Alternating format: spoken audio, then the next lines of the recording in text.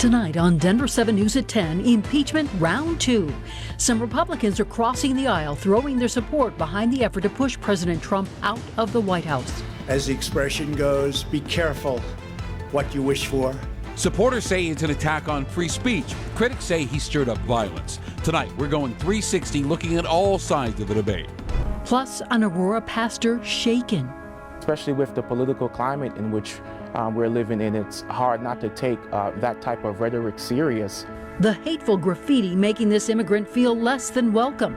And a bright future with a lower price tag. Can also save students a lot of money over time. The innovative program helping thousands of Colorado high schoolers get a head start on college. A live look at the U.S. Capitol tonight. In a matter of hours, members of Congress are expected to vote to impeach President Donald Trump for a second time. That's a first in U.S. history. Good evening. I'm Ann Trujillo, and welcome to Denver7 News at 10. I'm Shannon Ogden. We're glad you're with us tonight. Within just the last 30 minutes, the House passed a resolution urging Vice President Pence to remove Trump from power using the 25th Amendment. Now, a largely symbolic vote because Pence has already said he's not going to do it. He sent a letter to House Speaker Nancy Pelosi today saying he does not think invoking the 25th is in the best interest of the nation or consistent with the Constitution. Therefore, House Democrats will move ahead with impeachment tomorrow. And today, Democrats laid out their case, saying the president has repeatedly and falsely claimed he won the 2020 election, which resulted in the lawless actions of his supporters. The impeachment article also focuses heavily on the president's speech to supporters last Wednesday. It says his false claims of election fraud directly incited a violent attack and ultimately the death of 5 people. Now, Colorado Democrats Diana DeGette and Jonah Goose will be among the impeachment managers. So the stage is set for an impeachment vote. The outcome far from certain. Tonight, we continue our 360 coverage on this process and on the debate as to whether the president's actions are worthy of impeachment. We expect the president's defense team will argue the president was exercising his First Amendment right to free speech and his words did not violate any laws. Now, speaking publicly today for the first time since the riots, President Trump dismissed the impeachment as a sham. The impeachment hoax is a continuation of the greatest and most vicious witch hunt in the history of our country and is causing tremendous anger and division and pain, far greater than most people will ever understand, which is very dangerous for the USA, especially at this very tender time. Now, a small but growing number of Republicans now are publicly in favor of impeachment. At least 3 House Republicans say they've seen enough and they are ready to impeach the president. New York's John Katko, Illinois' Adam Kissinger, Wyoming's Liz Cheney all say they will vote to impeach the president. And in a statement, Cheney, who is the number 3 Republican of the House, said the president of the United States summoned this mob, assembled this mob, and lit the flame of this attack. Everything that followed was his doing. And CNN reports tonight that Senate Majority Leader Mitch McConnell believes impeachment would help the GOP permanently ditch the president and his brand of politics. Now, McConnell has made no public comment on whether he will vote to convict. His vote, though, could be a major factor in swaying Senate Republicans. And Republican support will be needed to convict the president. The House needs a simple majority to impeach the president. And with Democrats in control and Republican support growing, that is well within reach. But being impeached does not remove the president from office. A trial would then be held in the Senate, and the Senate needs support from 2/3 of the chamber. And if convicted, the president could be barred from ever holding office again. Big question is the timeline. The Senate doesn't reconvene until the 19th, the day before President-elect Joe Biden's inauguration. The Senate could return early, but only if senators unanimously agree. You can count on Denver7 to bring you live updates all day long tomorrow. ABC News will carry a special report starting tomorrow morning at 7 a.m. at the start of the proceedings in the House. And new tonight at 10, 2-time U.S. Olympic swimming gold medalist Cleet Keller was reportedly among the mob of rioters at the Capitol last week. Video is circulating showing the 38-year-old wearing a Team USA jacket during the riot inside the Capitol Rotunda. The New York Times reports he was listed as a real estate agent with a Colorado firm called Hoff and Lee. And late this afternoon, Hoff and Lee released a statement saying he has resigned. And there are also reports that his bio information was removed from the company's website this morning. Now, Keller was part of the Olympic swim team in 2000, 04, and 08. A spokesperson for U.S. Swimming says they are aware of the reports and, quote, in no way condone the actions taken by those at the Capitol last week. Well, a week from tomorrow, President-elect Joe Biden will become president, and the FBI is warning of armed protests in all 50 states leading up to the inauguration. And tonight, we're hearing from some local supporters of the president. Amy Olivia is director of MAGA Trump Colorado. She wants people to know extremists do not represent her group or her beliefs. We are not here to cause violence. We're there to represent the American people. And anyone that doesn't hold to those values, we will be the first ones to disavow. Olivia says she supports a peaceful transfer of power on January 20th. And tonight, newly elected Colorado Congresswoman Lauren Boebert is pushing back on new security measures at the U.S. Capitol after a confrontation with Capitol Police.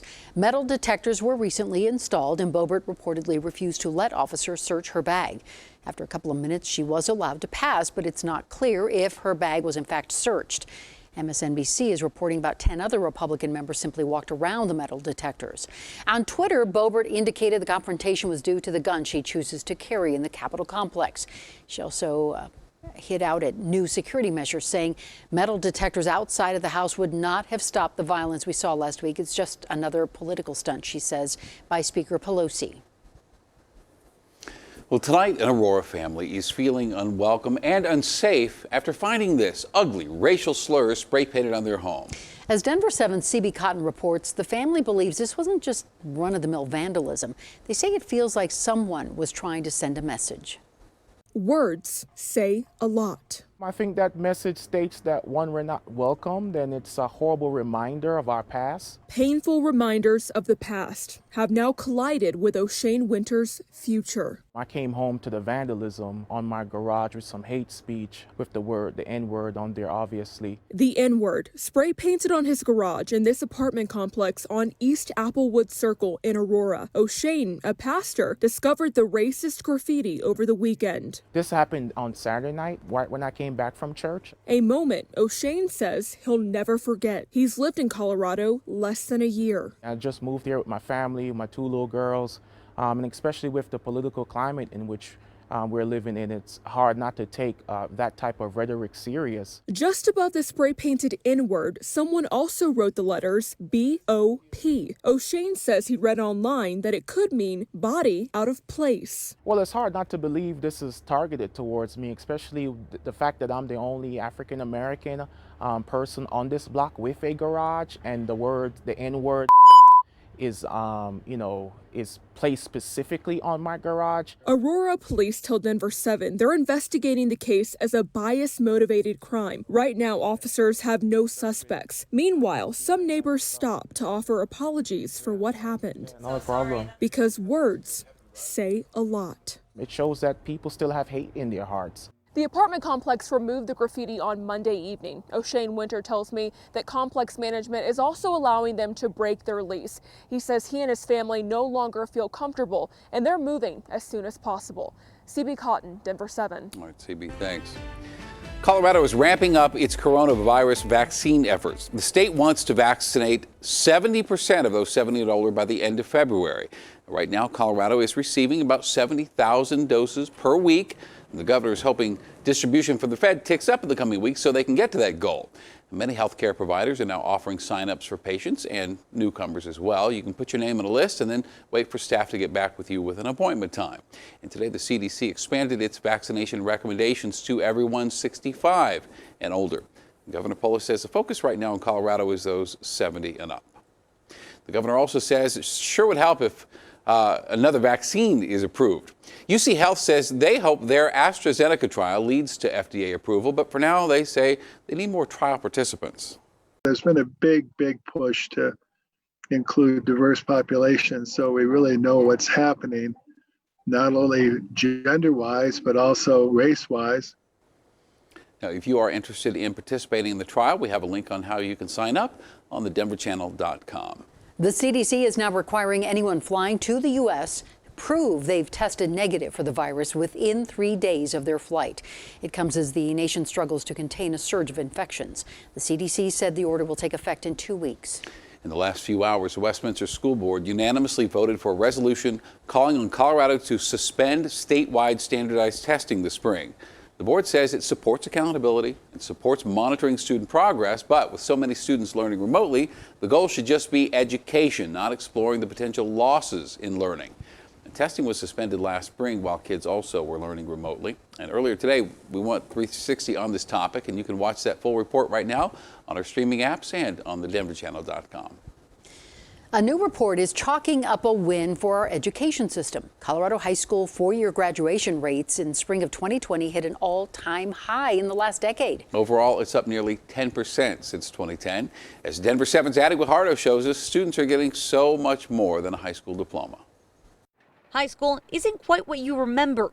Programs like concurrent enrollment are paving the way for higher education and saving families thousands of dollars. Layla Carol Bankston, a Manual High School senior. I think I have enough for 2 years worth of college credits. And CEC early college senior Crystal Nguyen are already chipping away at their college career. I want to head into the medical field. They both qualified for concurrent enrollment, a program that allows high schoolers to earn college credits by taking college-level classes on top of high school courses. Many students are completing associate's degrees while still in high school. Andy Tucker with the Colorado Department of Education says the program is free for those who qualify. And the high schools pay for the college credits for the students. Between 2018 and 2019, the program saw an 11% growth across the state, and more than 34,000 students participated. The savings at Denver Public Schools alone? We had more students complete college coursework. We had 54,000 college credits earned